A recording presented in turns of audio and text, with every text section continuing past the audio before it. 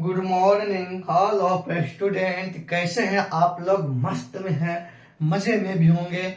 अब आइए आपकी समस्याओं का समाधान लेकर के मैं आ गया हूँ फुली एनसीईआरटी सीक्वेंस में क्रमबद्ध जो है ना 6 से 12 तक की एनसीईआरटी फुल डिस्कशन के साथ मैं लेकर के आ गया हूँ मेरे प्यारे बच्चों। इस बार आपको फ्री में पीडीएफ भी दिया जाएगा।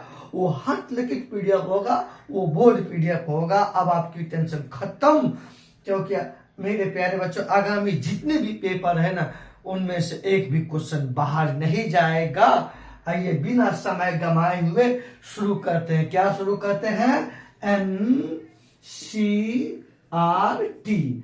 साथ में बोर्ड पीडीएफ भी आपको देंगे। ये एनसीईआरटी 6 से 12 तक का मैं मेरे प्यारे बच्चों ये होगा आपको संपूर्ण जितनी भी विषय है सबका जो है ना मैं एनसीईआरटी लेकर के आ रहा हूं और एकदम फटाफट कम से कम एक दिन में आपको 2 सब्जेक्ट का वीडियो मिलेगा। जैसे इतिहास शुरू करेंगे, इतिहास के साथ साथ आपको भूगोल का भी मिलेगा।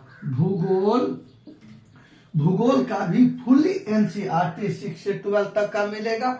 अब भूगोल के बाद हम तुरंत लेकर के आएंगे पोल साइंस, पोल साइंस लेकर के आएंगे फुली एनसीईआरटी। उसके बाद मेरे प्यारे बच्चों लेकर के मैं साइंस का आऊंगा वीडियो, विज्ञान का वीडियो लेकर के आऊंगा। जो ये सब होगा एनसीईआरटी होगा। एनसीईआरटी से एक भी लाइन बाहर नहीं होगा। और आप लोग लंबा वीडियो भी नहीं रहेगा, 15 से 20-30 मिनट का वीडियो रहेगा, डेली मिलेगा। और आप अपना से जो है ना आराम से नोट बनाइएगा, लिखिएगा, दोस्तों के ग्रुप में भी भेज दीजिएगा। आइए अब शुरू करते हैं अपना लोग समय गंवाए बगैर। समय को बिल्कुल ही नहीं गंवाएंगे, बहुत महत्वपूर्ण है। बड़ी मुश्किल से समय निकाल करके मैं आपके बीच आया हूं, उसके बावजूद भी आप लोग लाइक सब्सक्राइब नहीं करते हैं। तो हम देखिए, यह बात सच है कि कला जो भी हो, कला सब कुछ दिखाना चाहिए। अब हमारे में कॉमेडी का भी है, इसलिए मैं थोड़ा सा कॉमेडी बना लेता हूँ। पढ़ने को हुनर है तो मैं पढ़ा भी लेता हूँ, तो कला है तो इसीलिए कि मैं ऐसा कर रहा हूँ। अब आइए देखते हैं इतिहास में। सबसे पहले देखेंगे फुली इतिहास का पिता या इतिहास का जनक कौन है। इस इतिहास का जनक या इतिहास का पिता कौन है? इतिहास के पिता, इतिहास के जनक माना जाता है हेरोडोटस को। इसे हेरोडोटस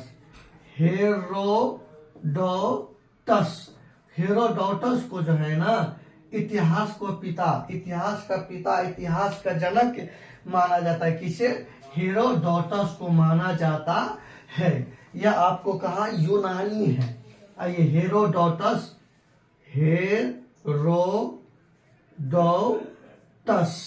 हेरोडोटस को इतिहास के पिता, इतिहास का जनक माना जाता है।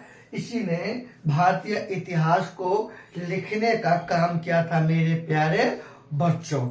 अब आइए देखते हैं सबसे पहले जो है ना तिथियां लिखने का जो है ना पद्धति, तिथियां लिखने का पद्धति, ये फुली एनसीईआरटी होंगे मेरे प्यारे बच्चों, ये फुली एनसीईआरटी होंगे।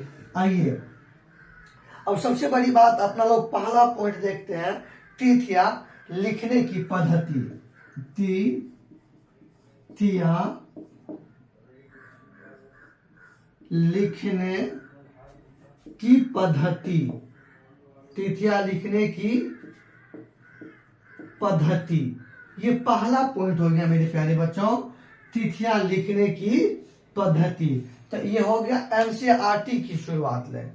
अपना लोग तिथि कैसे लिखेंगे, डेट कैसे लिखेंगे, ईयर कैसे लिखेंगे, वही बात है। तो तिथियां लिखने की पद्धति हम इसको आपको 3 प्रकार से समझाते हैं मेरे प्यारे बच्चों। इसको कितने प्रकार से हम समझाएंगे? 3 प्रकार से समझाएंगे। सबसे पहले अपना सब देखेंगे, सबसे पहले देखेंगे घटता क्रम। सबसे पहले देखेंगे घटता क्रम, उसके बाद देखेंगे ईसा मसीह,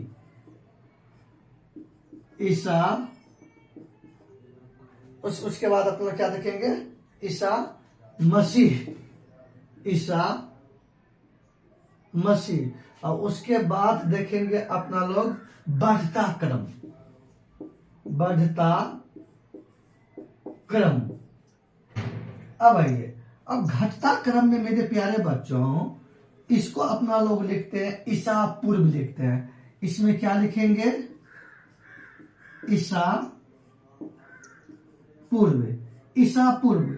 इसको इंग्लिश में बीसी बोलते हैं, शॉर्ट में क्या बोलते हैं? बीसी बोलते हैं। अब आइए, बीसी का फुल फॉर्म क्या होता है मेरे प्यारे बच्चों? तो बीसी, बीसी बराबर होता है बिफोर क्राइस्ट,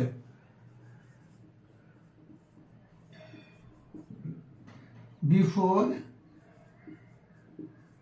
क्राइस्ट, या इसी को बिफोर क्राइस्ट मतलब होता है बीसी बोलते हैं। इसी को ईसा पूर्व बोलते हैं हिंदी में। इसी को हिंदी में क्या बोलते हैं मेरे प्यारे बच्चों?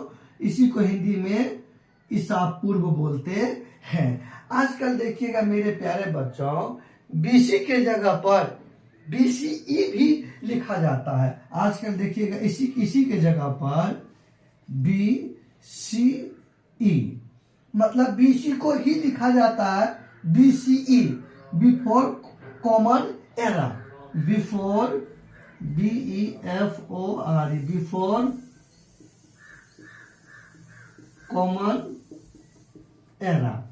मतलब इसी को मेरे प्यारे बच्चों बीसी को ही बीसीई, बीसी को ही बीसीई भी लिखा जाता है बिफोर कॉमन एरा। या इसी को लिखा जाता है मेरे प्यारे बच्चों बीपी। बीपी मतलब ब्लड प्रेशर नहीं समझ लीजिएगा, बीपी मतलब ब्लड प्रेशर मत समझिएगा। बीपी का मतलब होता है बिफोर प्रेजेंट, इसी को बोलते हैं BEFORE PRESENT। मतलब घटता क्रम को, मतलब ईसा पूर्व। घटता क्रम को क्या बोलता है? ईसा पूर्व। ईसा पूर्व को शॉर्ट में क्या लिखते हैं? बीसी। बीसी का फुल फॉर्म क्या होता है? Before Christ. बिफोर क्राइस्ट को हिंदी में क्या कहते हैं? ईसा पूर्व कहते हैं। बिफोर क्राइस्ट मतलब बीसी को ही लिखते हैं बीसीई। तो बीसीई का मतलब बिफोर कॉमन एरा, मतलब इसी को लिखा जाता है। या बीसी को बीसीई को बीपी भी लिखा जाता है बिफोर प्रेजेंट। अब आइए इसमें घटता क्रम में, जैसे एक व्यक्ति लेते हैं मेरे प्यारे बच्चों सिकंदर। तो देखिए मेरे प्यारे बच्चों, सिकंदर का जन्म हुआ था मेरे प्यारे बच्चों 356 बीसी में। वो राजा बना था 336 ईसा पूर्व में। वो भारत पर आक्रमण किया था 326 ईसा पूर्व में। वो भारत से वापस लौटा 325 ईसा पूर्व में। 300 देखिए तक कहीं कटता नहीं, थोड़ा देखने दीजिए मेरे प्यारे बच्चों। थोड़ा सा नीचा में कट रहा है, हल्का सा कट रहा है, तो मैं इसको ऊपर लिख लेता हूं। आइए, अब आइए देखते हैं इसको अपना सब लिखेंगे मेरे प्यारे बच्चों।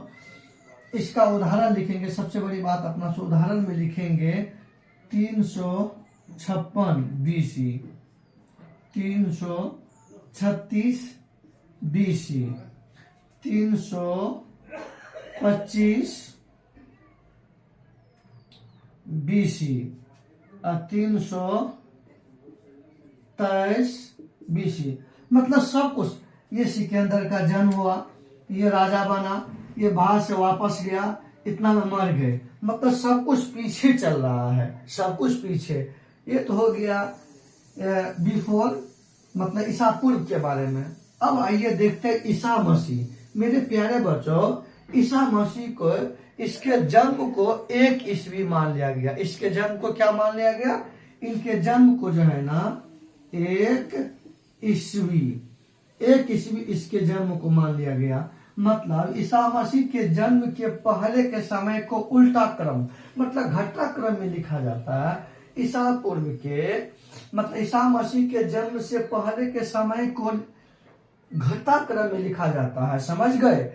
और इसी लेके इसके जन्म के पहले के समय को ईसा पूर्व या बीसी कहा जाता है, और इसके जन्म को ईस्वी 1 ईस्वी।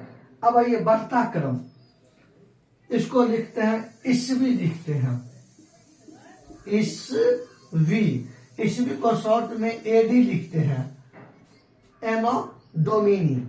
एडी का फुल फॉर्म देख लीजिए मेरे प्यारे बच्चों, एनो डोमिनी। एनो देखिए, इसी को मेरे प्यारे बच्चों देखिएगा, एडी का फुल फॉर्म होता है एनो डोमिनी। तो एनो डोमिनी को ही हिंदी में ईस्वी कहा जाता है। एनो डोमिनी को ही हिंदी में ईस्वी कहा जाता है मेरे प्यारे बच्चों। आजकल एडी के जगह पे देखिएगा बीई भी लिखा जाता है, बीई भी लिखा, सॉरी क्या सीई, सीई भी लिखा जाता है। आजकल देखिएगा एडी के जगह पर सीई भी लिखा जाता है, common era, common era, common era, era, common era. अब इसमें देखते हैं मेरे प्यारे बच्चों, पहले एक ईस्वी आया होगा, एक एडी, तब आया होगा 2 एडी, 2 एडी, 3 एडी, 2024 एडी। आज तब जाके 2024 एडी आया मेरे प्यारे बच्चों। ये हो गया बढ़ता क्रम, इसको बोलते हैं बढ़ता क्रम को ईस्वी बोलते हैं, शॉर्ट में एडी बोलते हैं। एडी को एनो डोमिनी बोलते हैं, या एडी को ही आजकल सीई भी लिखा जाता है, कॉमन एरा लिखा जाता है। क्या लिखा जाता है? Common era. जैसे 1 ईस्वी, 2 ईस्वी, 3 ईस्वी, तब न जाकर 2024। इसमें क्या रहा? बढ़ रहा है क्रम, इसमें क्या रहा? घट रहा क्रम। ये हो गया तिथियां लिखने की पद्धति। ये एनसीईआरटी का पहला पॉइंट हो गया मेरे प्यारे बच्चों। अब इसका आप लोग स्क्रीनशॉट लीजिए, हम फिर उसके बाद आगे चलते हैं मेरे प्यारे बच्चों। अब एक बार मैं रिफ्रेश कर देता हूं, उसके बाद मैं अपनी कहानी आज यही समाप्त करूंगा। आज मैं आपको ये इंडिकेट दे दिया हूं कि मैं शुरू कर दिया हूं तो शुरू हो गया है। आइए, इतिहास का जनक या पिता हेरोडोटस को माना जाता है। अब ये तिथियां लिखने की पद्धति, ये घटता क्रम को बोलता है बीसी। बीसी का मतलब हिंदी में बोलता है ईसा पूर्व, या बीसी का फुल फॉर्म बिफोर क्राइस्ट हुआ, या बीसी के जगह पर आकर आजकल बीसीई भी लिखा जाता है। बीसीई का मतलब बिफोर कॉमन एरा होता है, या इसके जगह पर बीपी भी लिखा जाता है, बिफोर प्रेजेंट। ये हो गया जैसे 300, मतलब 300 ईस्वी में जन्म हुआ, 350 में मर गया, 300 मतलब ये हो गया इसमें घटता क्रम उल्टा। ईसा मसीह के जन्म को 1 ईस्वी मान लिया गया, इनके जन्म के पहले के समय को बीसी कहा गया, इनके जन्म के समय के बाद को एडी कहा गया, जिसको बढ़ता हुआ क्रम। इसी को ईस्वी लिखते हैं। ईस्वी को क्या कहता है? एडी, शॉर्ट में एडी का होगा एनो डोमिनी, या इसी को आजकल एडी को सी भी लिखा जाता है। सी का मतलब कॉमन एरा, ये होता बढ़ता क्रम। यही आज का मेरे प्यारे बच्चों, ये आज मैं समझाया हूँ तिथियां लिखने की पद्धति। अब आपको कोई इसमें दिक्कत नहीं होंगे। अगर आपको दिक्कत होंगे तो आप हमें क्वेश्चन करिएगा, हम आपको जवाब देंगे और हम आपको समझाएंगे। इन्हीं के शब्दों के साथ अपनी मैं वाणी को विराम देता हूँ। मैं फिर आगे लेकर के आऊंगा। धन्यवाद। आप लोग लाइक कीजिए, सब्सक्राइब कीजिए, ये सब करते रहिएगा। ये आपको आज से ये डेली चलता रहेगा। जय हिंद, जय भारत।